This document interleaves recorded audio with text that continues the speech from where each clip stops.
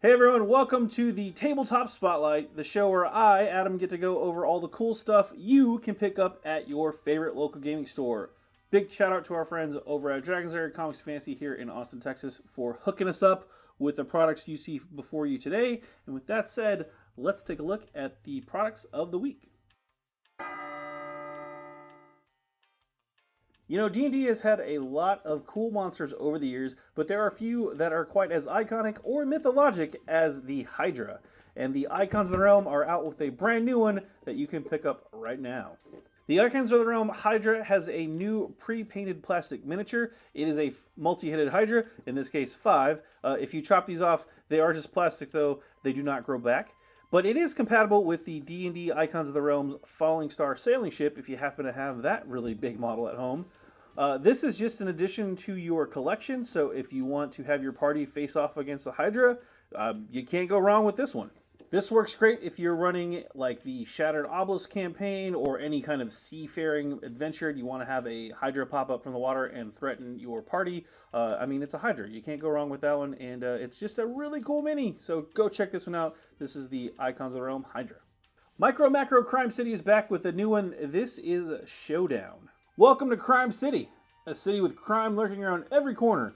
Deadly secrets, sneaky robberies, and cold-blooded murders are commonplace around here. I don't know why you'd want to live here, but if you do, there's money to be had because you are playing as a detective in this cooperative game. Together, you'll solve some tricky criminal cases, identify motives, and find evidence and convict the perpetrators. A keen eye is equally as important as clever deduction. This is a real detective work kind of a game. Showdown is actually the fourth and final part of the Micro Macro Crime City series, and this comes with a new city map with 16 brand new crime cases that await you to solve. This is also a standalone box set, so you don't need the other 3, but if you have the other 3, then it just adds to the fun. Micro Macro Crime City Showdown is recommended for ages 12 and up because of the crime themes, obviously. It is 1 to 4 players, so you can't play it solo, but it's probably more fun in a group. And the cases take between 15 and 45 minutes to solve. So if you are looking to get your detective on, then check out Micro Macro Crime City Showdown. It's time to team up to untangle time in the new Timeline Twist Star Wars Edition. In this cooperative game, you'll be cooperating with your team to place as many cards as possible, so communication and tactics will be needed to successfully complete this challenge. How this works is you have a deck of cards with various events that happen in the Star Wars timeline, and you have to place them in the correct order. You'll be dealt some cards, and you have to figure out which of the events are shown on your cards and estimate when they take place, and then discuss with your teams will you place the cards in the timeline or the discard pile. Doing so successfully will mean that you have untangled the timeline. Timeline Twist Star Wars Edition here is recommended for ages 8 and up. Games take about 20 minutes, and it supports 2 to 6 players, so you can get the whole family involved. If you are a Star Wars fan, you're going to love going through the scenes and trying to figure out when that happened. You'll probably do pretty well. And so this is a really fun, easy to pick up game, so go check this one out. Pandasaurus is back with a new Viking-themed name that I'm probably going to butcher. This is Knarr.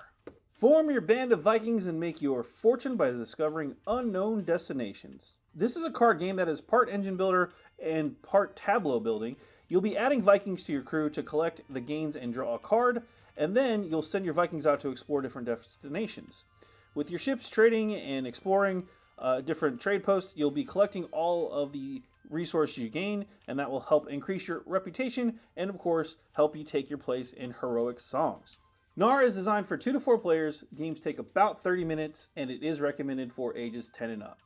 There's an opening to be the next Archdruid, and you might just have what it takes in Druids of the Elements. The Grand Council of Druids has convened once again to determine who will earn the esteemed title of Archdruid of the Sacred Forest. As a participant in this challenge, you and your loyal wolf companion have accepted the task.